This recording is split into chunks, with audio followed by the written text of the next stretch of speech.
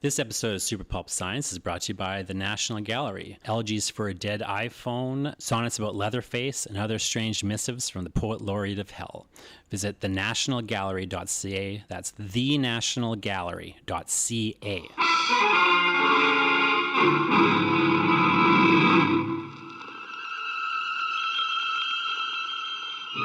Attention, citizens. It's time for Super Pulp Science. This is Super Pulp Science, where we talk about how genre gets made.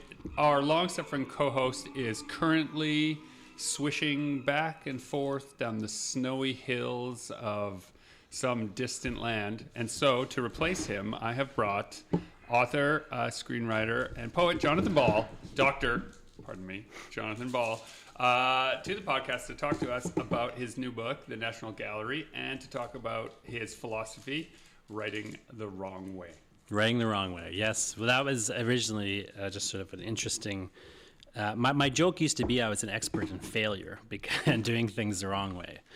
And you and I have talked about this a number of times, but I like you, I don't see myself as a person who has, a lot of talent necessarily. Like I didn't have a lot of natural ability True, I or don't talent. See that way either. You're right.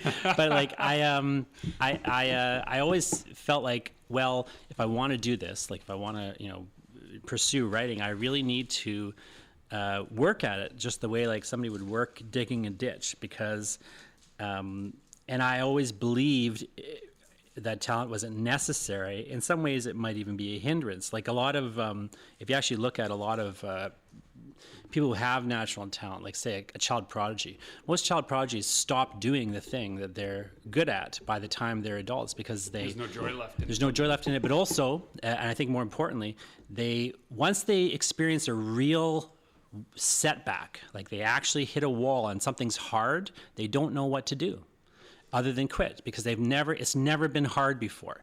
So for me, like it was harder than maybe it would have been for somebody else, but I was very interested in it. I very much was pursuing it. And so I just kind of decided I was going to find like ways around, maybe not having a lot of talent. So, but just you're joking about me being a doctor, but like, yeah. So I got a PhD partly because I wanted to really understand, like, how do I analyze and break apart the writing that I like so I could see what they're doing. And it's not a mystery. The thing that really bothers me about writing in the writing industry is this attitude that some people are geniuses and that there's some mysterious aspect of the process. And I find a lot of writers even will, whether they mean to or not, there's a whole investment in the publishing industry in trying to convince readers that certain people are special and they are like savants or are geniuses. I think some writers just don't understand their process and therefore, intentionally or unintentionally kind of advance the idea. But then they hit a wall and they get stuck. Right. As someone who has had some marginal success, but I also don't identify as someone who I think has a particularly large amount of talent, what I've found is the best way to get results for me is not to quit. Yeah, I often say like, if you look back at this careers of writers, like if you look at the pulp writers, so back in the day when there was all those pulp writers who were just churning out massive amounts of material, and some of them became known writers, and others faded into obscurity. Anytime there's like a group like that, the ones who succeed are the ones who don't quit and don't die. Right. Well, and in terms of even the scale of publishing, if you someone might, and I've actually been to this party, but I will obfuscate the characters involved. But I've had the following conversation. Listen, man, you're never going to sell 25,000 copies of that book, so you might as well not bother making it. To which I replied, well, I'll be able to sell 2,000 or 3,000 copies, but earn the same as if I sold 25,000 copies because I control the means of production. Sure. Like if you're actually publishing the book, you've got that possibility. Yeah. And so, the one it depends on what your instrument you're using to gauge what success is. If success is the largest number of people read your work, the internet exists. So you can be a financial failure, but be wildly read by millions of people. Webcomics the world over have millions of readers, and cannot be monetized whatsoever, but they are much more successful at garnering an audience than I have been. But if you use the column of success that you must be able to earn a living. Well, you're getting into business models too. Like your business model, people, I like to say that writing is a great business model and a bad business. Because, the idea that I'm sitting here talking to you, but somebody could be buying my book in a bookstore, and I don't have to do anything, right, like necessarily to create that sale. I'm not standing in the bookstore hand selling the book, right? But like somebody could be buying it right now online on Amazon or whatever while they're listening to this. So it's a great business model. Like if you get enough people doing that, you can right, have a really healthy career. But it's hard. It's a bad business in the sense that it's hard to get enough people doing that. But people also, I think, writing is a really valuable skill. Like it's valuable in a personal life sense, I think. Like there's just a value in learning to be creative and to consistently come up with new and interesting different ideas. Like it's just a good thing to be able to do in your life. You have a problem, you think creatively around it. And that's a skill you can develop and maintain through writing. But also like writing itself is a valuable skill, and you don't have to be making money from book sales. Like I always think of Cory Doctorow, the science fiction author Cory Doctorow, who for some time, as my understanding was, he was giving away all his books for free. So he was publishing with Tor, I believe, at the time, but some traditional publisher. But also he was giving e-book editions of his books away for free on his website. And where he was really making his money was he would go to Microsoft and like tell Microsoft, and he had a speaking career. So he'd go to Microsoft and talk about how you guys should be giving away the source code to your software. And Microsoft would laugh at him, what a bunch of idiot. And then they'd pay him like $30,000 to come tell him that. To come and do a speech. Like that was his business model. Like that's not the exact details, but you know what I mean? Well, let's unpack that for a second. What you're saying is, and I think what we're both getting at is that depending on your indicators of success, you're going to validate yourself as a writer in different ways. And so if you have if your writing is of quality and people like it, notice that I put those in two categories, right? Then maybe giving it away for free is actually a great idea, given that there are increasingly places in this media landscape where someone who's good at writing can get other work. Well, so just to tie up a bunch of things together that you've mentioned, so just go back to your idea of like writing the wrong way, and what does that mean, and where does it come from? Well, it came from you. I stole it from you. But my marker of success was always I want to be able to be doing the work, and I want the work to be going out into the world. But I didn't really care, and I still don't really care, like if people like it, or if I'm even making money on it. Because like, that's not up to you.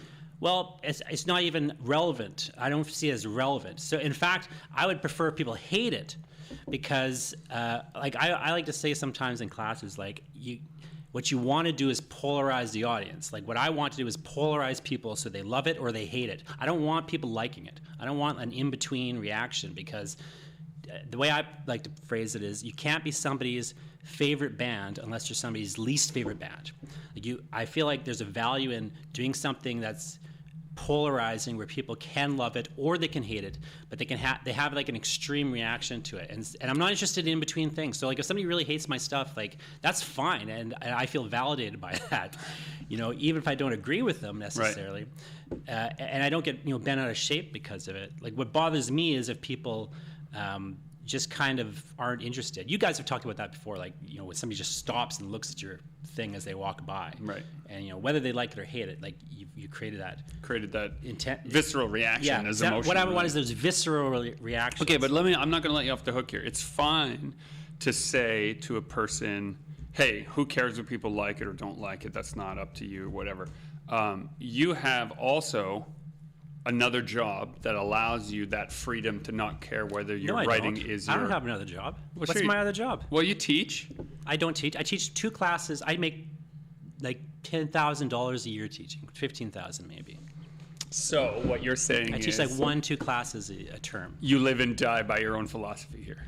Well, if you kind of break it down, I have like 3 jobs. Like I teach a little bit, like on contracts.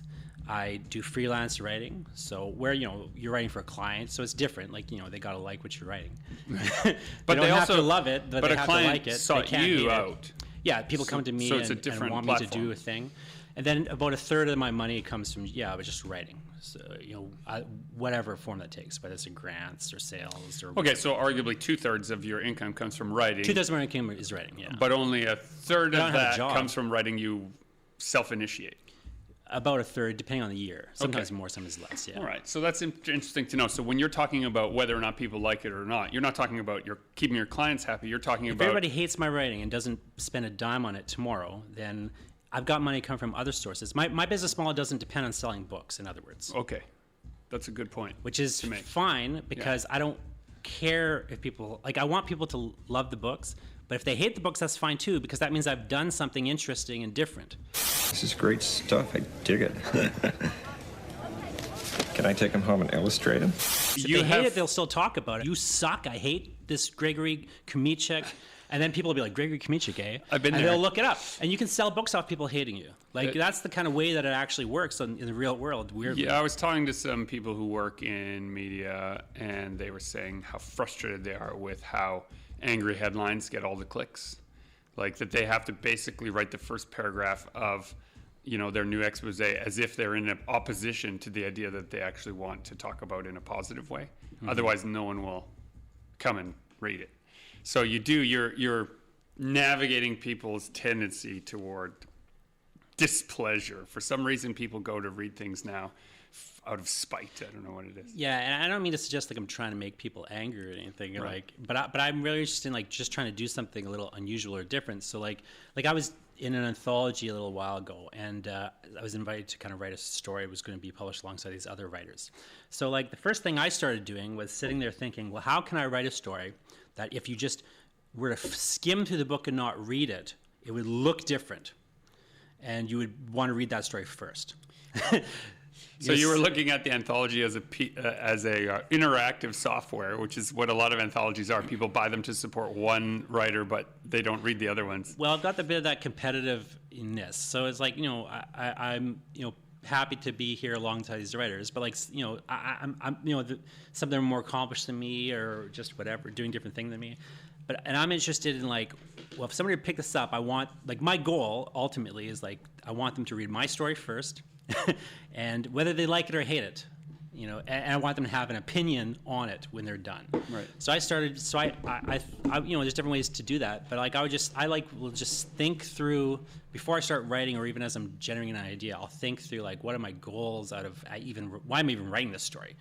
What do I kind of want out of it? Either in terms of me learning something, or again for a reader's experience to be, and so on. So what I ended up doing with that story is I wrote it all in these little one line. It almost reads like poetry. So each paragraph is one line, almost like these little with 2 or 3 spaces between. So it's kind of it looks like this weird kind of feed of single lines. So it looks odd. It looks odd. Formatted differently, and at a glance, it would look like a quick read. Yeah, and also it's you're a monster to do that to your fellow anthology mates. Well, and also from a process perspective, it let me write in these little short kind of fragmentary snippets. It was the kind of thing where I was invited to sleep in this haunted house overnight and come up with a story set in the haunted house. So I thought, well, I can walk around the house and I can just single line describe things I'm seeing in the house, and that'll be my first draft. And then in the second draft, I can introduce I can kind of put them in the voice of a character. I can have a flow from room to room, what this character's doing. We shouldn't gloss over the interesting thing here that you stayed at Dalnevert House. Yes. Here in Winnipeg, which is a reputedly very haunted house and museum, and they invite writers Halloween night to spend the night and then write a story amid the ghosts. Yes, and they also have a room Halloween filled. Night. You go read your story later, Right. Halloween night. Oh, is that how it works? I thought you go wrote there that. earlier. I can't remember when. Sometime in September, and a couple of writers will stay overnight, and then you'll come back. You Halloween. return for Halloween. Yeah, oh, to present so the story. Angry Ghost And they could publish be an waiting for anthology you. at Halloween. My favorite detail about Dalnevert House, dear listener, is that on the top floor in a glass case are these very artistic, almost like flower bouquets made completely of human hair, the hair of the dead, which was an old practice at the time that the house was first built, which was to collect the hair of the recently deceased and then make these wonderful sort of collage out of the different tones of the hair. Dan is looking, our producer Dan is like shaking his head vehemently no. But it's a true thing. So here's a writing technique in terms of like how I approach things. Step just one, going on the stay in a haunted house. So in the haunted house, there's a child's room with a bunch of like creepy dolls in it, right? Right. So I'm like, of course I got to go in the child's room with the creepy dolls because my daughter Jessie is terrified of dolls, creepy dolls, and so I'm like texting her pictures of these evil dolls. But then I'm like sitting in the room and I'm thinking, okay, if I was going to describe things in this room, what would I describe? Well, the obvious thing to describe in a horror story is the creepy dolls. That's the first thing I think about. So then I think to myself, okay, well, if that's what somebody else would describe, the creepy dolls in the child's room, then I specifically won't describe them, or rather, I'll describe them as not scary. So I describe them like the character's like looking at the dolls and is not, barely notices them. It's like I describe them in an objectively creepy manner, but the character's not afraid of them. And then what's disturbing that most people gloss over, I think, is there's a picture on the wall of this little calf, just like a weird painting where there's like a little calf, just looking cute on the wall. Like a picture of veal, basically. Well, yeah, it's just like, nothing creepy or weird about it. So I thought, well, I'll just make that picture creepy. Like the calf is looking, it's like this mother cow turned away and this calf kind of turned towards the viewer. And I thought, well, what if the character is afraid of this calf, painting? She calls it the night calf. And at night it looks at her. Nothing else in the room is terrifying to her, but she swears that at night the night calf, is watching her and it's moving. Why is it looking at her? Kind of like you've said in trying to find a thing that would normally, the least disturbing thing, can I make it disturbing? And you've said in other conversations that, if we're doing story breaking or doing things like that, you will often give the instruction, what is the thing you're wanting to do? What is the opposite of that thing? Yeah. It's probably more interesting and less obvious to the reader or the viewer. This is one of these examples. I also am often teaching like intro courses, and when I find, especially for writers who are newer to writing, but even really practiced, real established writers, they'll often their first instinct will be a trope that they've seen before, and so sometimes you can do that well. But I find that what I always want to do in editing, my kind of editing maxim is first thought, worst thought, which is the opposite of a normal writing maxim, like first thought, best thought. Because I find usually the first thought, like the thing that you feel is the natural flow of the story, is just you've settled into the groove of existing tropes. Very often that's the case. So it's at least worth challenging that. And almost always, like if you take a person's story, like a student's story especially, like if it's a man, if you switch it to a woman, it's more interesting. It's like a mob enforcer. Well, make the mob enforcer a woman. All of a sudden, it becomes slightly unusual and therefore a bit more interesting. Yeah. And you can take other elements, like instead of like going to kill a guy, maybe they have to keep this person from being killed because or instead whatever. of being a young woman, which is my first thought, make her an old woman. Yeah. Right? Well, and right there, you have an old woman who works for the mob. What secrets, talents, and skills would she have in order to be an old woman working for them? I like this story already. But all of a sudden, that's more interesting, right? Yeah. Like, if you can find a way to make it work, if you can find a non-tropey thing and make it work, you don't always need to be running from tropes. We got Superman and Batman. And what about you, young man? I'm Harvey Pekar. That doesn't sound like a superhero to me. In your opinion, do you think that if you want to be a popularist writer and appeal to the broadest audience, you must adhere to tropes? That you must observe them somewhat? Well, what do you mean by a populist writer? Well, let's say appeals to a general audience. Okay. Because I think people often are confused when they say those things. That's great. About what they mean. It's good. Yeah, it's good to drill down into these kinds of things. What I mean is, and so who'd be your example? I'll give you an writer? example of where this question is coming from. First off, so the entire time that I was developing as a writer, and I would show my writing.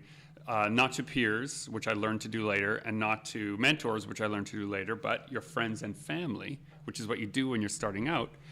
Often the questions or criticisms were this, like, who would read this? Who is this story for? This is what the families are saying? This is what the family would say. Yeah. Because I would be writing things that they had no interest in. And so they would say things to me like, well, What if you wrote something that more people would want to read? Well, how about less tentacle beasts? Or how about less creeping dread? Or how about, if you're going to write this story for kids, how about not everyone has to be crying at the end, right? Like the reader in that case. Like, what about we don't do these things? Why don't you make it more accessible to a broader audience? So I grew up under this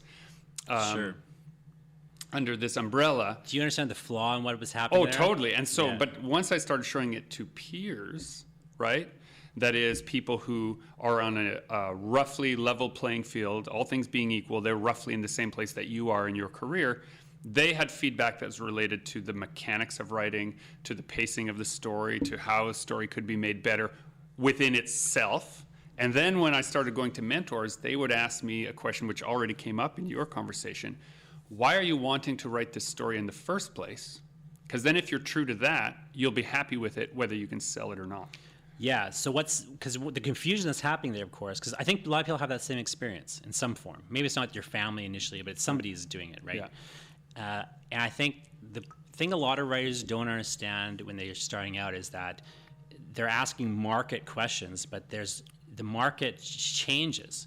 And so you can't answer a market question in a sensible way because it's so slow. It takes so long to write, say, a novel, and then to publish a novel, even if you're self-publishing it, like because you got to write it first. I'm sure you had this happen during the Twilight craze, right? Hey, you write horses. You should write a vampire book. Yeah, it's you too should late. write a vampire book. I would say that my family would say that sometimes, and Yeah. I'd be like, it's too late to write a vampire. Or they talked about how they were gonna maybe had an idea for a vampire novel. And I'd say it's too late to write a vampire novel. The time right now is the time to have already written a vampire novel that is accepted by a publishing house. Yeah. And they're gonna now influx your marketing budget with money. Right. Or they're gonna republish 'Cause it already exists. an old series like Vampire Diaries. Right. Bring it back, and like that's. By the time like your vampire novel's done, everyone's gonna be seeing vampires. Interesting. From the outside perspective, people thought that the Vampire Diaries was jumping on the bandwagon. Yeah. Right, because they don't understand market forces that it had already been written. That vampire genre she was writing in, the Twilight's in, that's like an 80s genre, but it just never really caught on, and then it did. And then it did. But because people often say like, well, Harry Potter, they'll use like, so when you talk about like popular writers, mainstream, do you have to use tropes? What people don't understand often is that they talk about outliers. So like they'll bring up like J.K. Rowling, and they'll as if she is a populist writer. Or among actors, everyone references Brad Pitt to male actors, and that's not at all their but think about career wishes or But look at trajectory. Brad Pitt as an example. So if you want to look at like a classically handsome actor, Brad Pitt is not that. Brad Pitt is not a classically handsome actor in the mold of, like when Brad Pitt was coming up, obviously he's an attractive dude or whatever, but like that's not like the mold for that kind of actor. Like, At the time that John he Hamm landed. is like Yeah. the look of the actor. Pitt's like a different underserved market that then starts to catch on. Rowling's the same. When Rowling was trying to publish her Harry Potter, nobody wanted that because it was unmarked. It was considered unmarketable. There's no market for this. Well, they were wrong. And all of a sudden, it's the only thing serving the market that does exist, but everyone thinks doesn't exist. Well, Horror went through the same thing. Okay, so let's talk about your writing in terms of the following concept, But if you which pick- is I just wanna go you back- only sell more. You sell more of what's selling. Do you adhere to that as a writer? Do you, when you have something that lands, or I think it's a National Gallery? Are you going to follow up National Gallery with another book of strange poem? I think it's a mistake to consider the market until you are trying to sell your manuscript to a publisher. That's the only time where it's worth thinking about the market at all. You've already written a book, and you're trying to like sell it to somebody, and then at that point you might do things like if you're self-publishing it, you might think about, okay, what kind of covers are selling? What kind of cover should I put on this book? Right. But that's a marketing decision. What's on the cover? What the title is? But like what's in the book isn't a marketing decision. Because it's already exists. That's a by mistake people make. They'll water down their vision to get something they think is marketable. All of a sudden, it doesn't appeal to anyone because it's like, and they'll look at somebody like Rowling as, well, that's a mainstream success. Well, Rowling's not a mainstream success. Rowling is a niche success that crossed into the mainstream. Yeah. Does that make sense? It totally does. And the outliers like Rowling are easy to think of as examples, but they're bad examples because you can't do that thing. You can't be Stephen King. The market conditions don't exist anymore. Yeah. Stephen King created the horror section of the bookstore in many respects. And I think it's irresponsible to set yourself on the path of being a creative person only seeking out the outliers as your examples. You know, the people that are more inspiring to me are the people who show up in the bookstores every 6 months. They have a new project out because they are not million sellers. So they have to keep putting work out to keep the lights on. That's their job, and they like it, and so they keep doing it. I'd much rather be, someone who puts out work regularly. Why can't I think of her name? Eat, Pray, Love. I forget her name, but yeah. You know, everyone knows who Eat, Pray, Hold Love on, we're is, going to except for use, us. I'm looking over at producer Dan so that we don't seem like such idiots. He's going to figure The it out. movie comes up first. Yeah, well, but she's really... Elizabeth Gilbert. Thank you, Elizabeth Gilbert. So Elizabeth Gilbert has written many, many novels, but the only one I can name is it Eat, Pray, even a Love. novel? And the thing about it is, whether you like it or hate it or whatever, you've probably heard of it, but you haven't heard of her other novels. And she's not interested, much as you had said. In her own words, she would say, I'm interested in serving the work. This is the work that was great. It happened to be a niche book that crossed over into this mainstream success, and that's great, but it came with its own challenges and problems. Well, I was just thinking, I listened to this podcast a lot, and one of the older episodes, Justin, you guys are talking about Midnight City, and Justin had asked you the question of like, what if Midnight City was like a massive million seller and you were getting fan pressure to do a new one? Would you do a new one? Like, it was like a thought experiment. Yeah. And you had, said, well, just to clarify, it's not a million seller. And Justin kind of lightly chastised you, which I thought was very clever of him. He said, well, you don't know that. It could still be. And that's the third thing to always, you always forget as a writer, is that you don't actually know even what market forces will come to play. You don't know what market forces because are going to come into play. Some super work that coming up in the future might remind people. Stephen King could publish a book called Midnight City. Right. And you could all of a sudden accidentally sell. This happened to a woman who wrote a book called Joyland. Oh my God. That is not my. But you know what? To have an accidental same But title. any number of things could happen that you can't control and can't anticipate. I'd prefer to imagine that Midnight City and its follow-up World War Weird, which I'm working on now,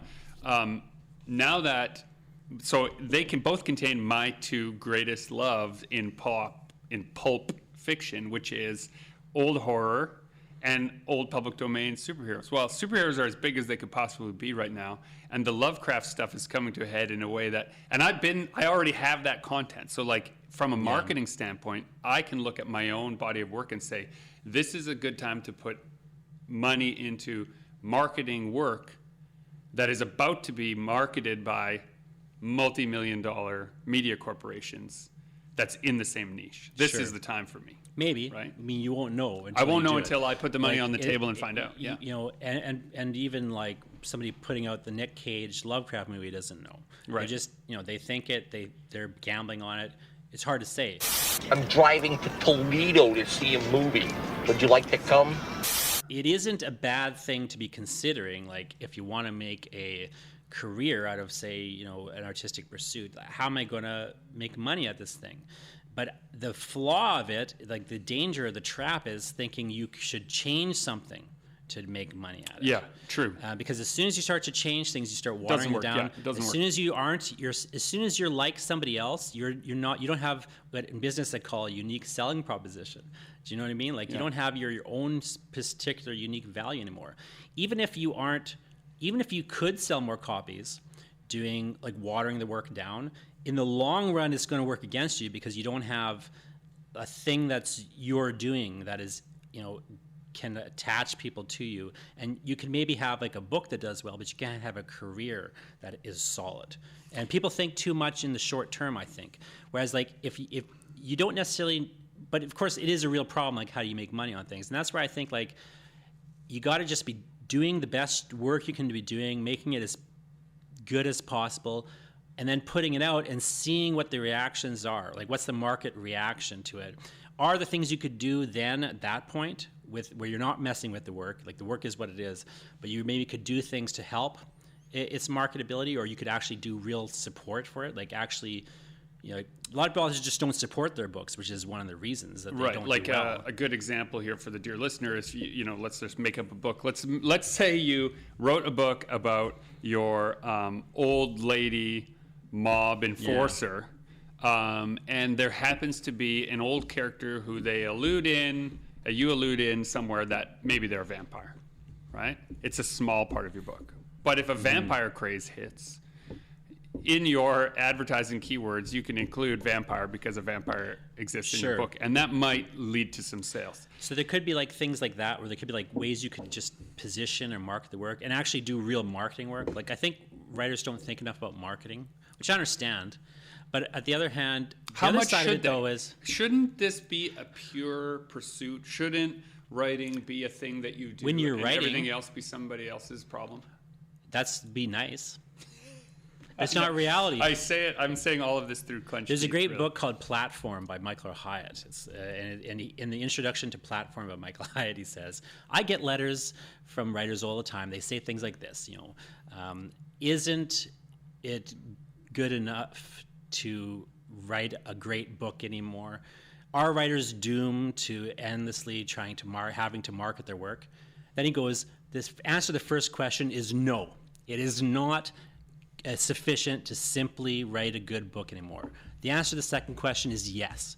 You will have to be proactive in building an audience. Right. And it's just like, that sold me on like that guy in that book, because it's just like, the first few pages is like, look, he's like, the reality is this, whether you like it or not. And I agree with him.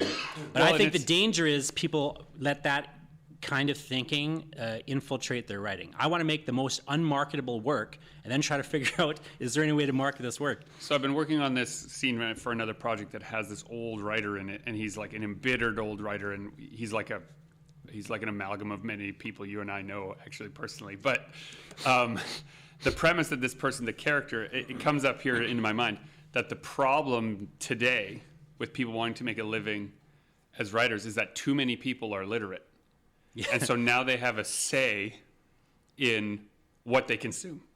When less people read and the tastemakers were few, it was much easier to make a huge amount of money at publishing. But now, literacy being so widely accepted as the norm in of the human species, now everyone has a thing they want to read, and nobody can decide what it should be. Because you can just say, I don't agree with this ad, I don't want to read that, and go somewhere else, because there is absolutely something you want to read somewhere else. That is always true. But the other thing I think that writers don't consider is that they're often very obsessed with trying to make their work more marketable, or trying to get their work to succeed in some mainstream fashion. I don't see that as like a useful, interesting pursuit. To me, it's like, I want to do the work I want to do. I want it to be as strange as possible because that's my taste. And then but I understand that like it's hard to market that sort of work. So I just don't try to do it. Like I just try to market something else. It's like, if you wanted to write Tentacle Monster, if you just wanted to make comics about tentacle monsters, and say nobody wanted Tentacle Monster comics, for example. Do. But let's say they don't. Let's say nobody does, and they just don't like how you do it. So they don't like your style, let's say. Well, you could be like fighting the uphill battle of trying to sell like 10 million Tentacle Monster comics, or you could just find who does want Tentacle Monsters? Yeah. Oh, the movies like Tentacle Monsters. I'll draw Tentacle Monsters for the movies because I'm the Tentacle Monster guy. So my books just create a reputation that but I don't need to sell books now. I'm just selling Tentacle Monster sketches to Hollywood. Like that could be how you make. I would love that on a business card. But you know what I mean? Like how you make money doesn't necessarily have to be from your writing. Writing's a bad product. Sure. But a writer can make a lot of money, not necessarily selling books. Selling books is a loser's game because well, and everyone who ever got an A+ on an small. essay imagines they're a good writer also. Well, that's the other problem is that everyone thinks they can write. Yeah. It's like, a producer doesn't want to buy a script, they'll just write one. They'll hire their kid to write it. Dan's jumping in here. Can I make an observation? Yes. It seems to me when you guys speak about, when I think about writing, I think about the actual act of crafting words and putting together proper sentences, punctuation, sentence structure. We're talking about it as a lifestyle. Right? But the thing is, I think it's important to know you guys are talking about coming up with ideas as far as writing goes. I'm not. I don't care about ideas. Okay, but you're coming up with stories. Like when you talk about writing, you're talking about like when they say like the writer's room of a TV show, they're talking about a group of people in a room together coming up with ideas for stories, basically. Correct. Is what that is. Yeah. So when it comes to the actual, part of the writing part of it, doesn't matter so much if you're not great with punctuation, grammar, spelling. Yeah, well, that's a very thoughtful interjection. Depends what you're selling. Isn't that an editor's job to do that kind of stuff for you? Okay, so maybe the writer, you don't need to edit my work because I sell that it doesn't need it. Does that make sense? So it depends what your business is. So I'll give you a good example. So if I sell a book to a publisher, I will ask them if they have a copy editor who will review it. Right, and if not, I will hire one myself before they receive it.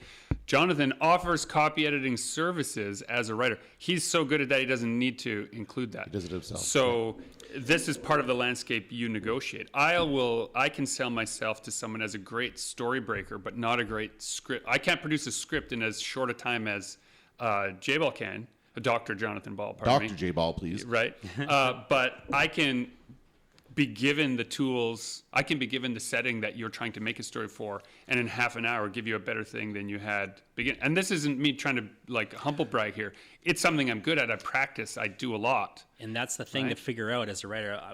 Before we kind of end here, I think the real lesson I try to impart is like you need to figure out, just because we're in capitalism, the one thing you always need to figure out is like what can you do that nobody else can do.